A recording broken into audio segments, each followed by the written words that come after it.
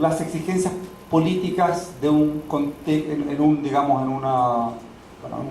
o en una actualidad como la que estoy tratando de proponer. O sea, cómo definir algo así como las exigencias políticas en un contexto de consistencia de regímenes de producción. Creo que el autor como productor define ahí, ¿no?, las exigencias específicamente en ese contexto,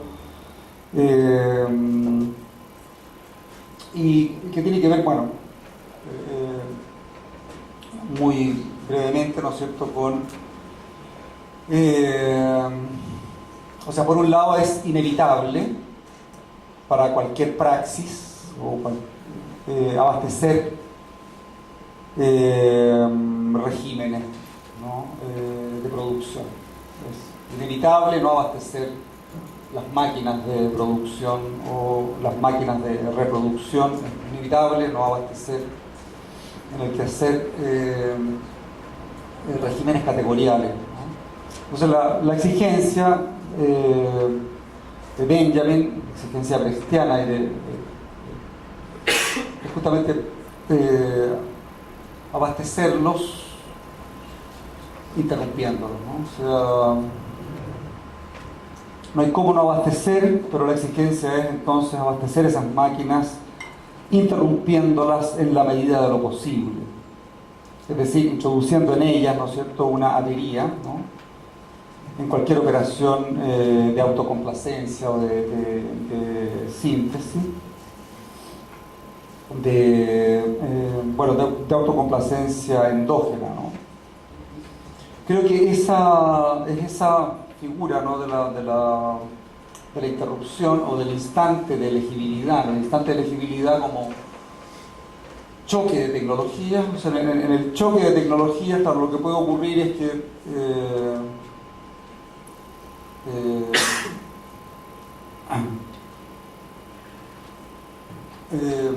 sinteticemos, ¿no es cierto?, o apliquemos las categorías de un modo de producción al otro modo de producción, ¿no?, o un régimen, digamos, a otro régimen. Pero la noción de choque como noción de interrupción, que también es la noción de instante de legibilidad o de imagen dialéctica,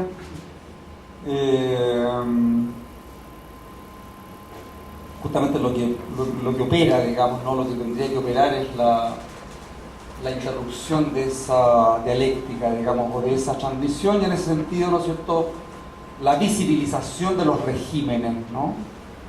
La interrupción es la visibilización, más bien la visibilización de los regímenes que están en choque o que están en curso, y en ese sentido, de algún modo, su desfetichización, ¿no? Es un instante fugaz, ¿no?, en que no se está, por decirlo así, bajo ningún régimen, ¿no?, como instante de legibilidad. Sin embargo, ese instante tampoco podría pensarse, creo, ¿no?, como algo así como un momento de trascendencia, ¿no?, sino más bien como una crispación en ese cruce o en ese choque, ¿no?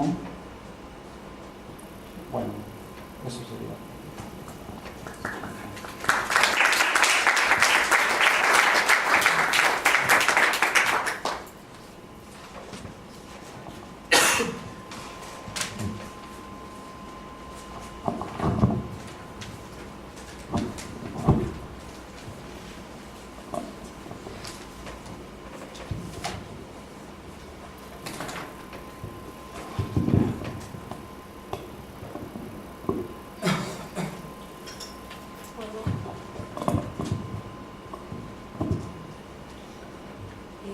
Quiero agradecer también la invitación a participar aquí.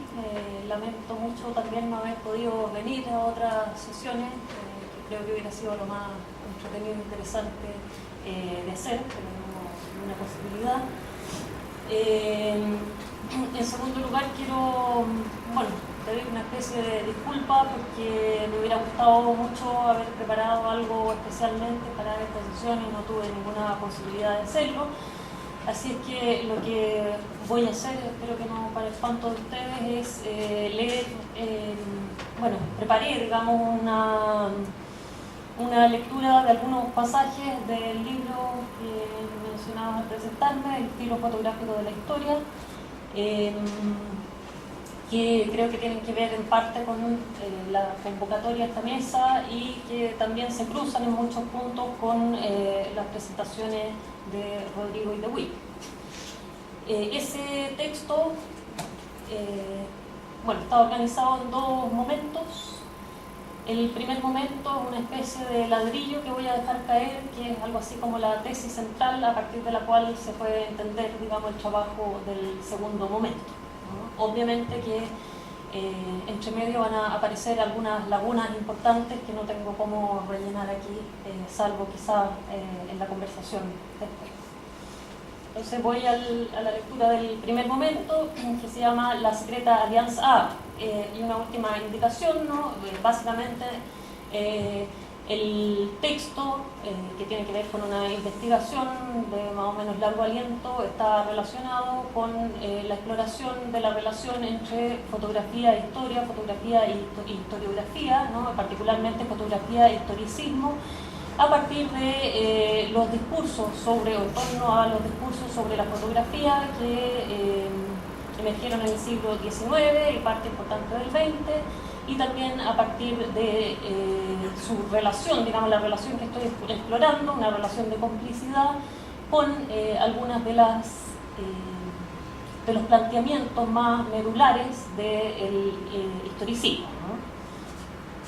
Bueno, voy al primer momento, que se llama La secreta alianza entre historicismo y fotografía. La primera parte de ese momento se llama razón historicista, razón fotográfica.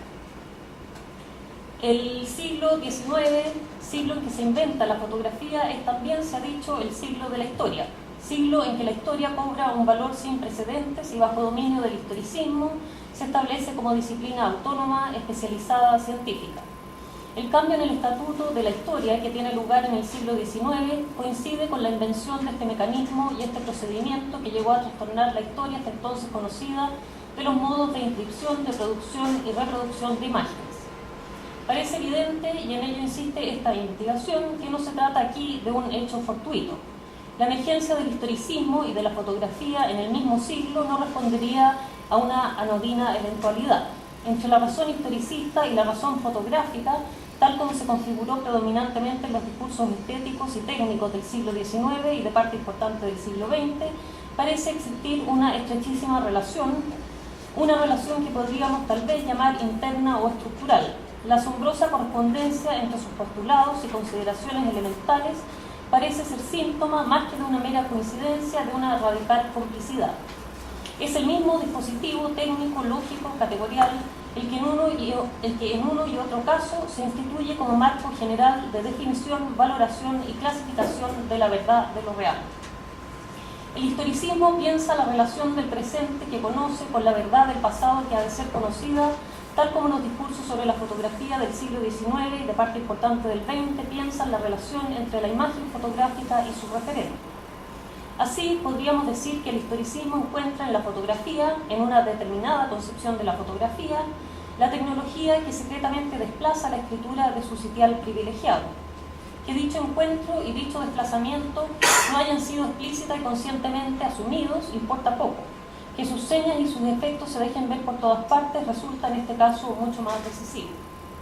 Me detengo un momento en este último punto. Si bien es cierto que los documentos, monumentos que más interesan al historiador historicista siguen siendo los documentos escritos, que la escritura y la lectura entendidas en un sentido restringido, siguen siendo las tecnologías que de manera privilegiada solventan la acumulación, procesamiento, configuración y difusión del conocimiento histórico, no será en la tecnología de la escritura, sino en la de la fotografía, donde la razón historicista encontrará, probablemente sin saberlo y ciertamente sin reconocerlo, su soporte estructural. El historicismo quiere y recurre a la escritura no como escritura, sino como fotografía. Cuando digo fotografía aquí me estoy refiriendo a una concepción específica de la fotografía, que es la concepción predominante, digamos, durante el siglo XIX y comienzo del siglo XX. El historicismo quiere y recurre a la escritura no como escritura, sino como fotografía. Piensa la técnica de inscripción escritural como técnica de inscripción fotográfica. Concibe la tarea del historiador no como la del escritor, sino como la del fotógrafo. Exige de la escritura que sea y opere como es y como según los discursos predominantes del siglo XIX y parte importante del XX opera la fotografía. Segunda parte de este primer momento, la empatía fotográfica del historicismo. Leo una cita que viene del libro Pensar la historia de Jacques Le Goff. El historicismo fue definido por Nadel del siguiente modo, comillas: su fundamento es el reconocimiento de que los acontecimientos históricos deben estudiarse no como datos para una ciencia de la moral o la política, como se hacía hasta entonces, sino como fenómeno histórico. En la práctica, esto se manifestó en el afianzamiento de la historia como disciplina universitaria independiente de nombre y de hecho. En el campo teórico, esto se expresó con dos proposiciones. Primero, lo que sucedió debe explicarse en función del momento en que sucedió. Segundo, existen para explicarlo una ciencia dotada de específicos procedimientos lógicos, la ciencia de la historia. Ninguna de estas dos proposiciones era nueva. Nueva era, en cambio, la insistencia con la cual se la subrayaba y que llegó a exagerar a una y otra de modo doctrinal. Hasta ahí la cita. Explicar lo que sucedió en función del momento en que sucedió. Esta es la fórmula que orienta la lógica y la economía del procedimiento historiográfico del historicismo. La fórmula que sanciona la relación que el presente historiador puede y debe establecer con el pasado. Benjamin, leyendo a Fustel de Coulanges, denominó empatía a este mismo procedimiento. Suponer que es posible explicar el pasado en función de sí mismo implica, por una parte, afirmar que el pasado es y que ha sido algo en sí mismo, que el pasado se ha cumplido, se ha consumado a sí mismo en sí mismo, y por otra, sostener que el estudio de los acontecimientos históricos, estudio depurado por el método científico, puede y debe desarrollarse como operación técnica neutra desafectada, es decir, que debe tender en y por principio anularse como instancia de mediación. La historia pierde aquí todo vínculo con la remembranza. El pasado no habrá de recordarse, sino de revivirse, esto es, presentizarse. El régimen, la ley general de la memoria histórica del historicismo, es la supresión, la suspensión de toda inclinación biográfica singular, de toda experiencia, de toda pasión, de toda creencia presente que pueda distorsionar la verdad objetiva y siempre igual a sí misma del acontecimiento histórico. El sujeto capaz de presentizar el pasado, el que estudia, el que lee y escribe la historia, no es aquí el sujeto biográfico, el sujeto con historia, sino más bien el sujeto historiador, el sujeto sin historia, sujeto que, transformado en método, ha neutralizado todas sus inclinaciones para poder conocer y decir la verdad objetiva de los siglos. Paso al segundo momento, que es como el momento central aquí, ¿no? Se llama el cambio en las condiciones de producción de la obra de arte y el cambio en las condiciones de producción del acontecimiento histórico. La primera parte de este momento es el arte bajo nuevas condiciones de producción. En la obra de arte, en la época de su reproductibilidad técnica, Benjamin plantea uno de sus mayores reparos al modo en que los discursos estéticos del siglo XIX abordaron la relación entre arte y fotografía y más ampliamente la relación entre arte y técnica.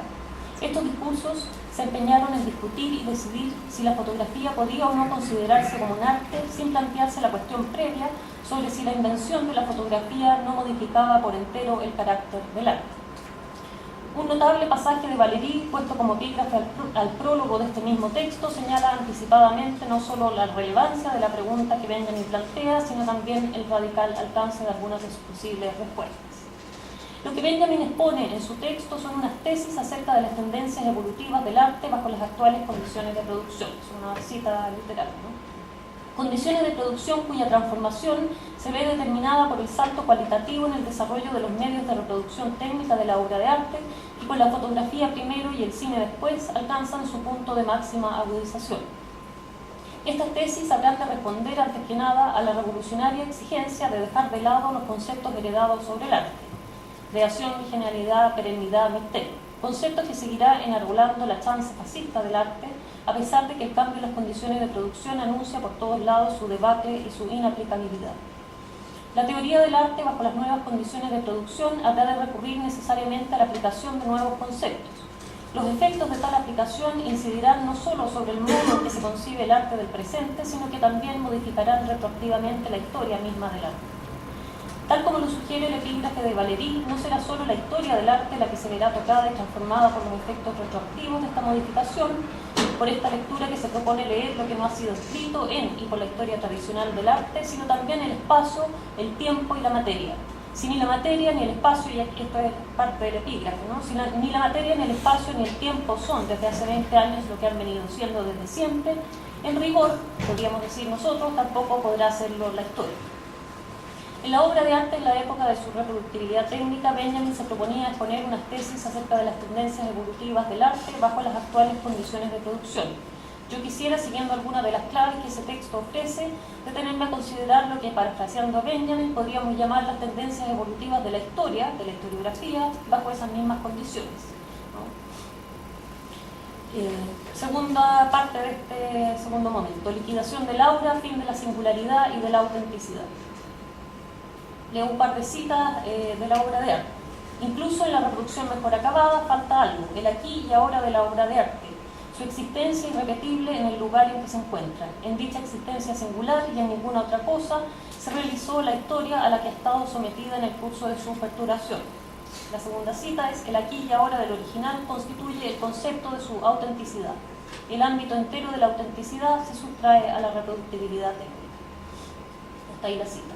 Un radical trastorno en la historia de la obra de arte se deja leer ya en estos pasajes iniciales del segundo parágrafo de la obra de arte en la época de su reproductibilidad técnica.